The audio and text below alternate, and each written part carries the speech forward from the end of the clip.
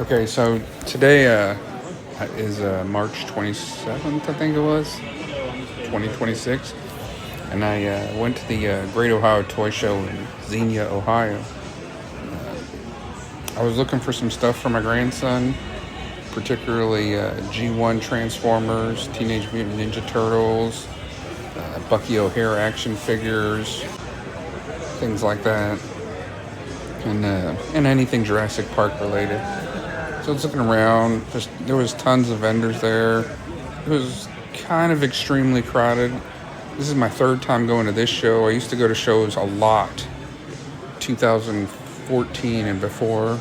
So probably from 2000 to 2014, I used to go to toy shows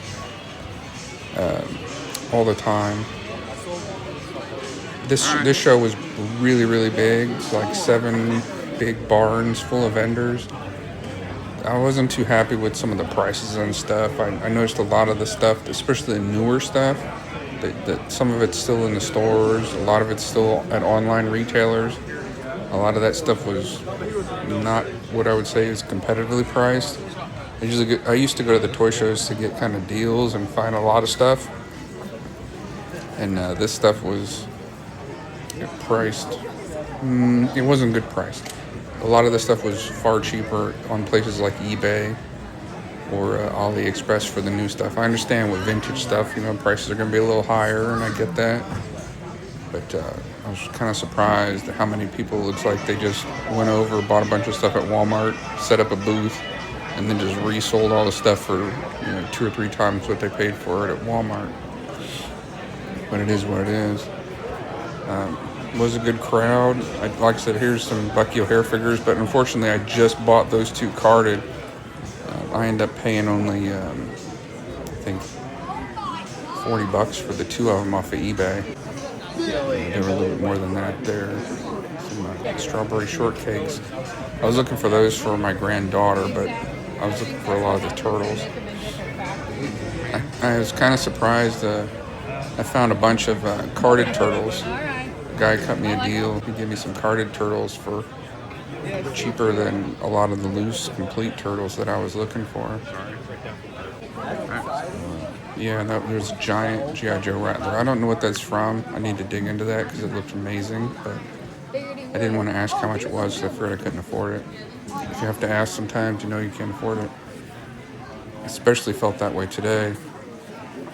I didn't get the Bumblebee I wanted. I was looking for a Bumblebee for my grandson. He went home last weekend with my G1 Bumblebee, and he really liked it. So I was looking for a newer one from the Bumblebee movie. And I saw a couple, but they were extremely expensive. The vendors wouldn't budge on price, and I ended up just... before I even left the show, I just ended up ordering a Bumblebee and Optimus Prime off AliExpress for like $30 for the 2 of them. And for that, I couldn't even afford to get one of them at the show. It's unfortunate. Because I would have much rather, bought from a local vendor than Looking for toys. I buy remember these. I think online. these are It just didn't seem to be that way. And these guys were some... oh man, I can't remember. I know I took another I want to say they were Snarl picture of what those things are called. Gosh, I can't remember for the life of me. Starcom. There were some Starcom action figures. There was some really cool stuff there. Muscle figures. Lots of carded Star Wars. Lots of G.I. Joe stuff. Lots of Transformers. Although I didn't see as much G1 Transformers. I saw a lot of newer Transformers. A lot of newer box Transformers. Not a lot of vintage Transformers. The stuff I did see vintage Transformer wise is stuff that you can still buy brand new on AliExpress for cheap. These guns, I thought those were so cool.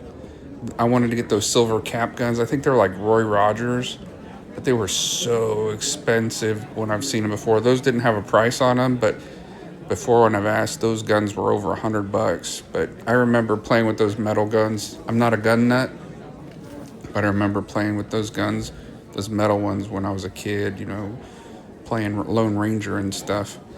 And I wanted to get one for my grandson, but we'll see when he's a little bit bigger. He's still too little for that, but those things look cool. They look like something I'd keep in my house for Red Dead Redemption. There's a big strawberry shortcake play set, which was awesome, but expensive.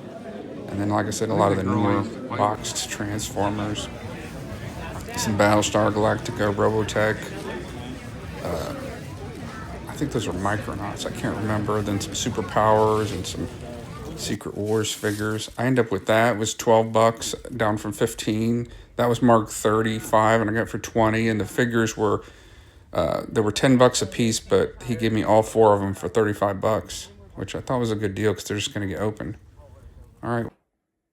So I'll just kind of end with my final thoughts on my experience at the toy show today. I thought overall it was a really positive experience. I've been out of active collecting for probably about 12 years now. And in that time, I've sold part of my collection to pay for my son's college and some of his financial problems afterwards. I still have a fairly substantial collection, especially of G.I. Joe and Transformers, Ghostbusters, some stuff from the 80s, He-Man, and I do play with that stuff with my grandson, the stuff that's loose. I plan on giving him all the stuff that's carded for his birthdays as they come around, and getting rid of my collection that way. And it was kind of always meant for him to have anyways, stuff that me and my son played with, and now me and my grandson play with, and it's kind of neat to see. And so the stuff I was looking for at the toy show was a little bit different this time. I'm looking for stuff like stuff that I used to have as a kid or played with as a kid, like Fisher-Price play sets when I was very, very young, a toddler, things like that, instead of mint in the box, rare collectibles from today, or Japanese exclusives or things like that, or test shots. I'm not really interested in stuff like that like I used to be. And so the price point of a lot of the stuff was much higher than I kind of wanted to pay for a lot of things. Not everything. I mean, vintage toys are vintage toys, so I kind of expected, like, if I wanted to find some vintage Turtles, they were going to cost a little bit more. And I kind of felt that way about a lot of things. This vintage Star Wars stuff, you kind of expect them to command a little bit more of a price. I was kind of surprised more with the new stuff being as expensive as it was. Actually, some of the vintage stuff was actually much, much cheaper than some of the new stuff. So that kind of surprised me. But overall, it was a great experience. There were plenty of vendors. Most of the people were rather helpful. There was some, there was some rude people and some people with some hygiene problems, kind of like what you'd expect at any con. But overall, it wasn't that bad. It was a good experience. If you get a chance to go to one, certainly go. But yeah, if you're a collector, a hardcore collector, you're probably expecting the prices that you're seeing. I was kind of shocked that a lot of stuff was higher than I could get stuff from on eBay. And I was kind of disappointed about that because I really didn't want to buy stuff online. I really wanted a specific Transformer. I wanted Bumblebee from the Bumblebee movie. And I wasn't able to get him from the show at a price that I thought was fair.